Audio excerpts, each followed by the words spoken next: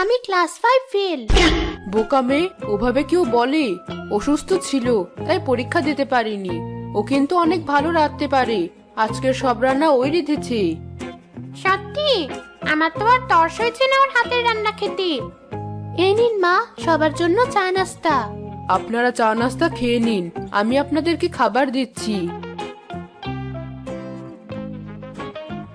এত কিছুর আয়োজন করার কি দরকার ছিল? এই সবকিছুই তুমি রেঁধেছো? হ্যাঁ, আমার মেয়ে সবকিছু নিজ হাতে রেঁধেছে। আমাকে ওই পায়েসের বাটিটা দিন তো। এই নিন। এ কি করছিস? ওটা তো তরকারির বাটি। এই নিন পায়েস। আচ্ছা, এই পায়েসটা কি দিয়ে রেঁধেছেন আপনি? কেন? খাসির মাংস দিয়ে। আপনি এটুকুও জানেন না? কি বোকা ছেলে। আসলে ওর একটু মজা করার স্বভাব তো, তাই আপনাকে মজার ছলে এসব বলছি। আপনারা খেয়ে নিন।